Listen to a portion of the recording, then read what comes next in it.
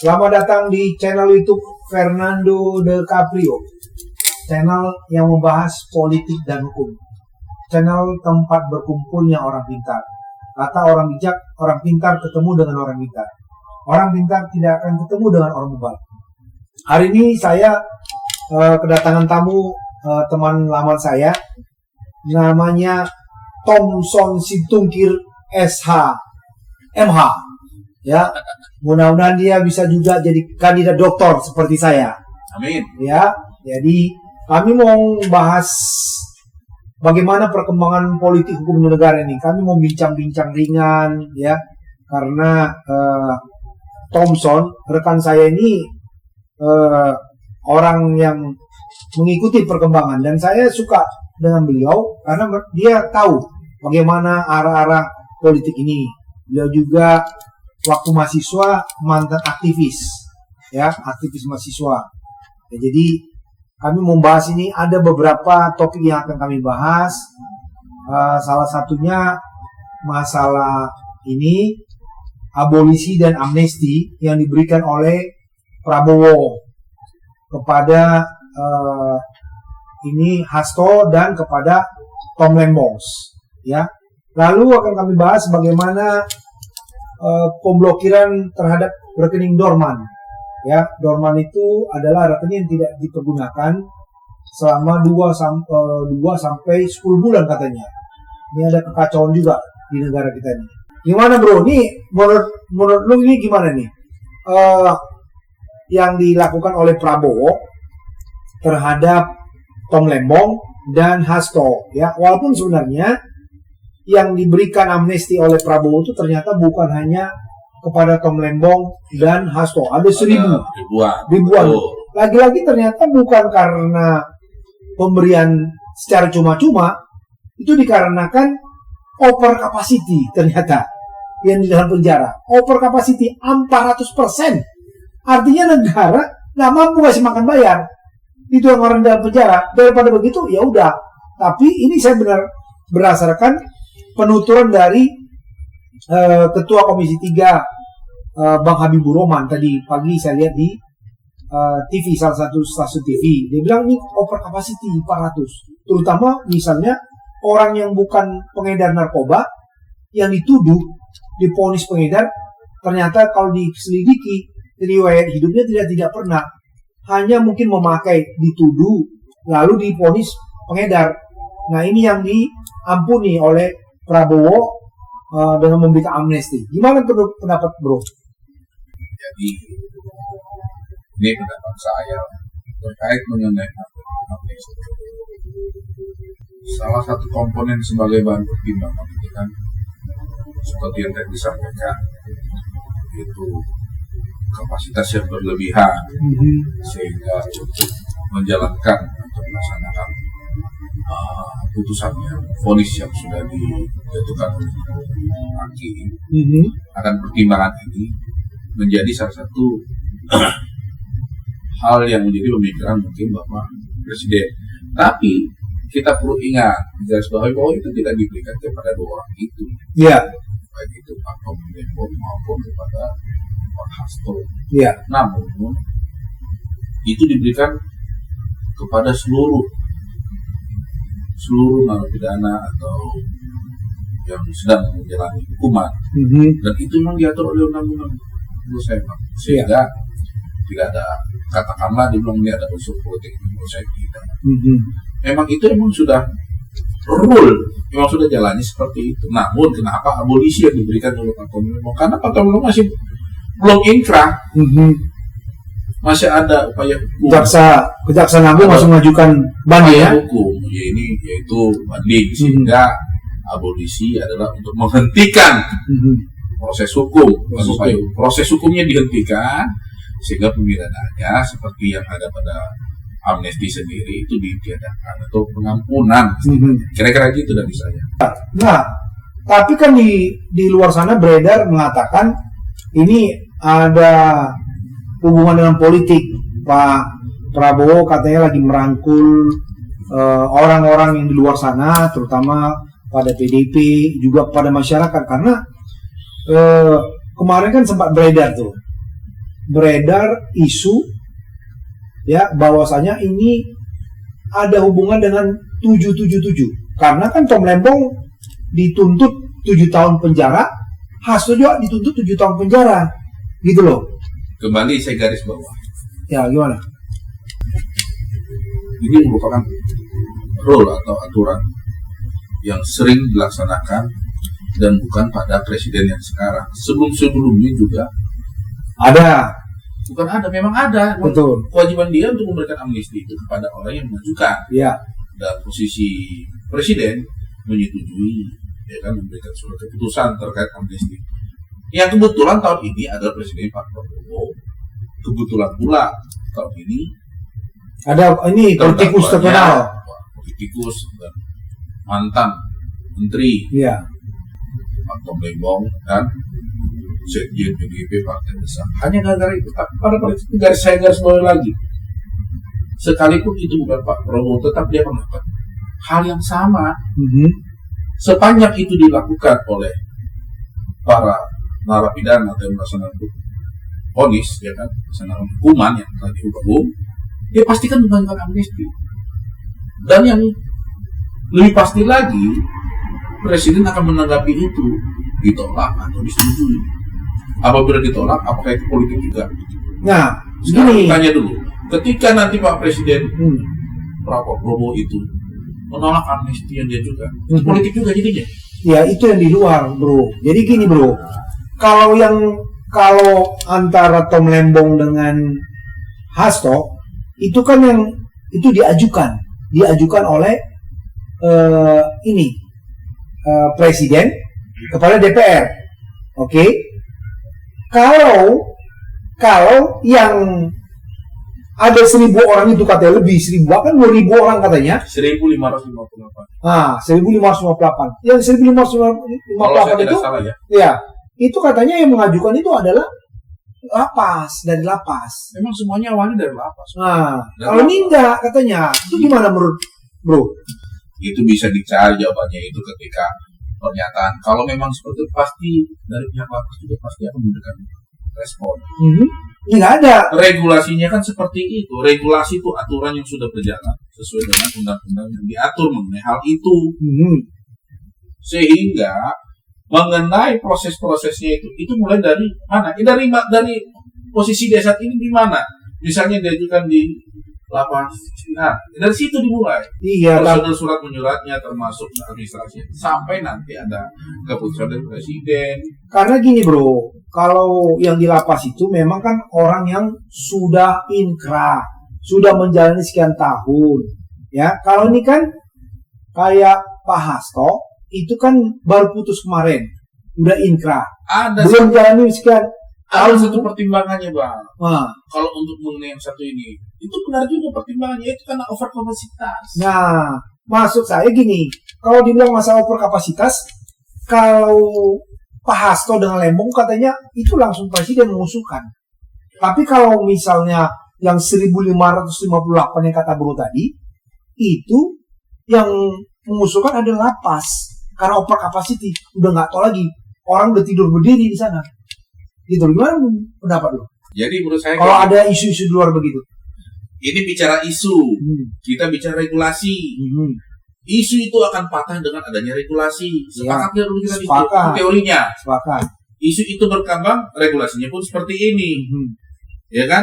Dibilang, ini ada amnesti.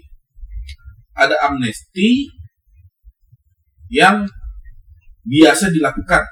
Ini bukan hal yang baru, amnesti. Regulasinya seperti ini. Pertanyaan saya, Pak, apakah regulasi yang diatur itu mengenai Pak Hasto dan itu dia salah dengan regulasi? Saya jawab tidak. Ya tidak memang. Artinya tidak menyalahi aturan apapun. Nah, masalahnya isu yang di luar tuh katakan yang mengajukan Hasto dan Lembong itu ada presiden. Sementara yang 1.556 lah ya, karena 2 orang ya kan. Tadi Hasto dan Lembong. Tadi katakan bro bilang 1.558. Kita kurangi 2, 1.556 ini yang mengajukan tuh lapas karena over capacity.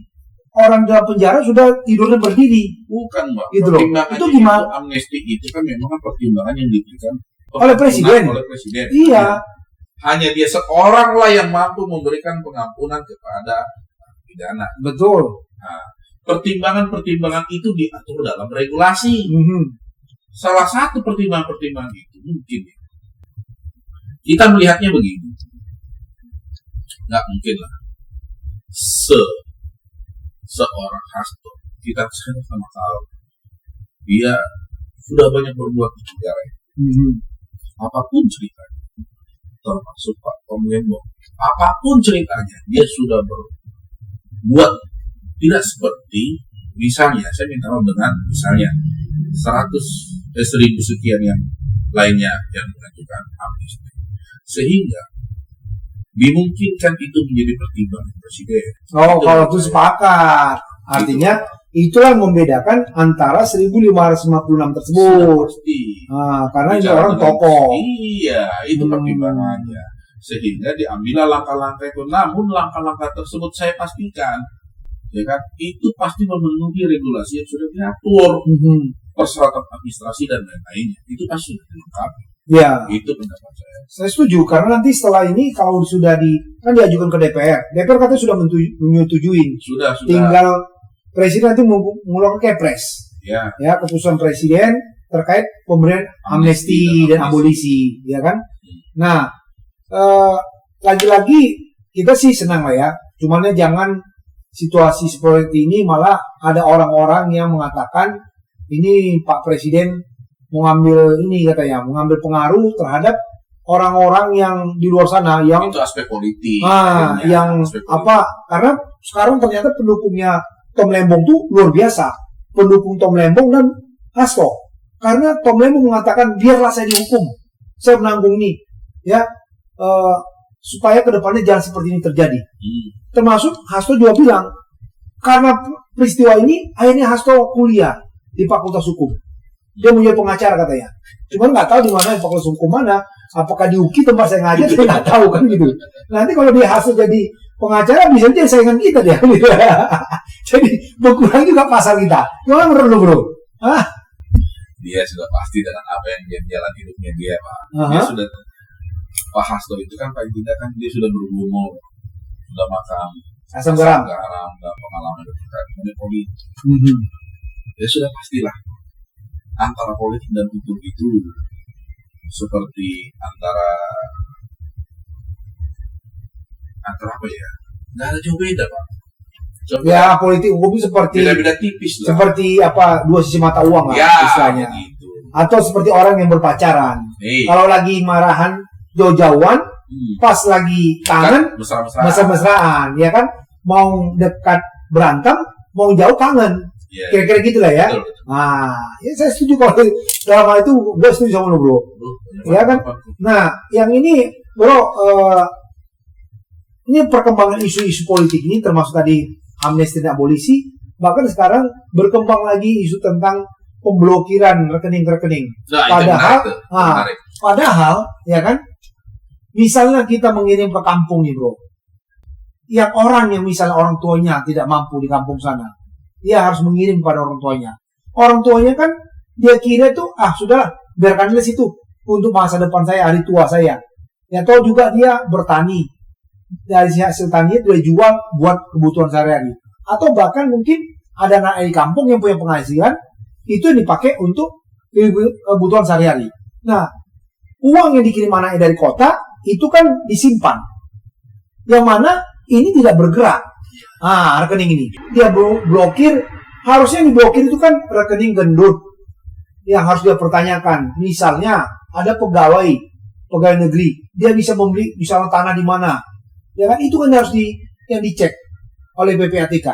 Kenapa ini seperti ini? Ya, misalnya ada pejabat punya rekening tiba-tiba di rekening itu ratusan M, puluhan M. Kenapa nggak itu? Menurut lu gimana tuh? Ini udah makin kacau nih. Pandangan saya gini, suatu kebijakan yang sifatnya baik untuk kesejahteraan rakyat, namun yang menjadi korban adalah rakyat itu sendiri, itu gagal ya. Pandangan saya. Iya. Sekarang kita lihat ada berita akhirnya memblokir ini, terblokirlah rekening seseorang 30 juta misalnya, seperti ada berita hari-hari ini kan. Sehingga dia ingin membayar rumah sakit, ternyata rekening terblokir. Itu fakta, viral ya. itu fakta kebijakan pemerintah tersebut Gagal. maka korban. Sehingga ekivalen hasilnya bagi saya gagal. Maksud hati dia ingin menangkap tikus di dalam lumbung padi, jangan dibakar semuanya lumbung itu untuk menangkap tikus. Ingin menangkap mafia di dalam itu, bukan semua harus diblokir semua. Saya yakin masih banyak lagi cara-cara lain yang sifatnya bisa untuk mengantisipasi atau hal tersebut. Ya itu dia. Makanya saya sepakat sekali dengan respon dari Pak Presiden. Katanya dibilangnya pula tuh rekening itu buat judi online lah, mau digunakan transaksi yang ilegal. Ya. Nah, katakan kalau itu bisa terindikasi seperti itu, kenapa langsung ditindak? Buktinya yang kena bukan yang seperti itu. Makanya. Yang teriak yang bukan seperti itu. Ya ada sampai orang sakit, mau bayar rumah sakit, tiba-tiba mau dibayar, ternyata rekening terblokir. Apakah itu rekening yang seperti itu yang bisa diindikasi oleh diidentifikasi sama sekelas PPATK gitu? Nah ini yang menjadi pertanyaan kita. Kok seceroboh itu gitu mengeluarkan peraturan ya yang berimpact kepada masyarakat? Makanya saya bilang tadi, ketika suatu aturan atau kebijakan pemerintah yang langsung dirasakan buruk sehingga masyarakat atau rakyat menjadi korban, bagi saya tidak ada. Namun banyak hal juga pertimbangan kebijakan yang sangat membantu masyarakat dan rakyat kecil. Kita tahu banyak yang dilakukan oleh pemerintah. Namun yang satu hal ini bagi saya hal ini gagal ya. Namun ada solusi mungkin yang diberikan oleh Presiden. Makanya mungkin di tagihan berita hari ini Ketua PPATK dipanggil ke istana untuk, saya kita tidak tahu apa yang jadi pembicaraan mereka. Namun setelah kita lihat informasi yang bergulir saat ini, walaupun belum tentu benar, adalah ingin membuka rekening-rekening yang terblokir, itu baru benar. Ya makanya saya bingung kok rekening yang nganggur diblokir kok. Curigailah rekening yang teridentifikasi dengan hal seperti mana mungkin rekening 30 juta pun terblokir. Iya, memang itu saya bilang, oh yang kenapa enggak rekening gendut tuh yang diblokir itu ditanyakan kan gitu kan. Berarti lu nggak setuju ya diblokir, artinya rekening yang nganggur ya? Setuju, saya menentang. Ya. Lebih dari itu saya. Rekening nganggur ya, harusnya yang pengangguran diperhatikan ya gitu kira-kira. Sekarang begini, target Presiden kita 0% untuk kemiskinan. Kalau bicaranya bagaimana itu? Ya kan? Kita harus lihat, harus realistis gitu. Jangan sampai nanti nafsu gede tenaga nggak ada, kayak gitu. Jangan sampai itu bunyi lagi. Karena apa? Kita sangat percaya dengan kepemimpinan Pak Prabowo, kita sangat percaya sekali. Makanya dia seorang yang responsif, sehingga kita meyakini masih ada hati untuk melakukan perubahan oleh Presiden. Kira-kira gitu, Akanda. Ya artinya pokoknya kita tuh tidak setuju atas pemblokiran rekening tuh. Jangan-jangan saya ada rekening saya tuh 2, itu udah ada setahun saya nggak menggunakan. Rekening jangan terblokir. Ya, harusnya pemerintah tuh tidak gegabah, terutama PPATK. Apa dia mungkin mencari ini kali, mencari sensasi gimana? Yang saya bilang tadi, ketika kita ingin menangkap tikus di dalam lumbung, jangan dibakar itu lumbung, tangkaplah tikusnya. Ya mungkin mau bikin sensasi sama tetangga gitu. Artinya kalau kayak gitu, itu bukan kebijakan sekelas PPATK.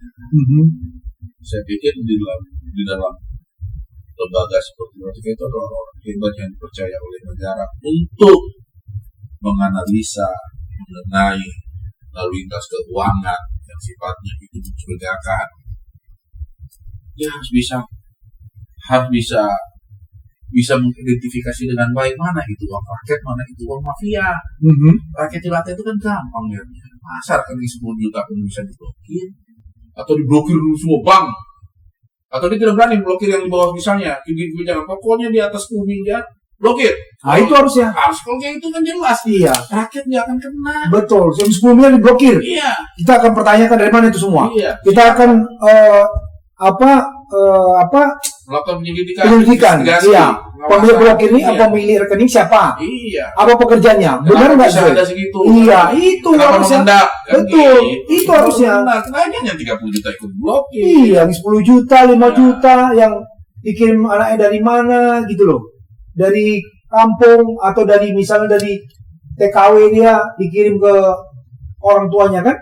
Kira-kira begitu dari saya. Nah, harusnya yang tadi tuh 10 miliar dicari tahu. Karena ini pemilik siapa? Karena kita yakin ketika dia memiliki rekening mengendap selama 3 bulan lebih di angka segitu, berarti dia memiliki rekening yang lain lebih dari itu. Betul. Sehingga dapat dikategorikan dia bukan orang miskin, malah dapat dikategorikan orang yang bebas dari kemiskinan. Kira-kira gitu. Ini malah yang cuman 3 juta, 10 juta. Apalagi tiba-tiba misalnya dia sedang orang tuanya sakit, mau bayar rumah sakit tidak bisa karena rekening diblokir, tiba-tiba orang tuanya meninggal, apa enggak kiamat? Iya. Dia sumpahin itu semua. Iya. Gimana jadi siapa yang berdosa di sini? Iya. Siapa yang harus bertanggung jawab? Tiba-tiba pemerintah bilang minta maaf. Hello, hari gini. Ya memang begitulah pemerintah. Berani nggak pemerintah dengan kebijakannya seperti tiba-tiba rakyat menderita, rakyat jadi korban, dia bertanggung jawab sepenuhnya? Contoh. Belum pernah begitu. Belum lihat. Bagaimana pemerintah mau mengatakan bertanggung jawab, merasa nah ini salah satu nih begitu loh. Apa ya kan kita sudah bahas. Terima kasih. Ya, gue thank you banget nih bro, lu datang di podcast gua. Ya, mudah-mudahan di hari depan kita bisa podcast lagi dengan pembahasan yang santai-santai. Baik. Jangan terlalu keras-keras kayak batu, ya kan? Atau kayak besi. Jadi kita bahas yang santai-santai aja supaya mencerahkan juga kepada masyarakat di luar sana. Terima kasih Bang. So thank you banget nih bro ya. Aku juga thank you banget Bang. Ya, thank you bro sukses ya. selalu untuk Fernando Podcast DiCaprio. DiCaprio, ya. Thank you. Thank you.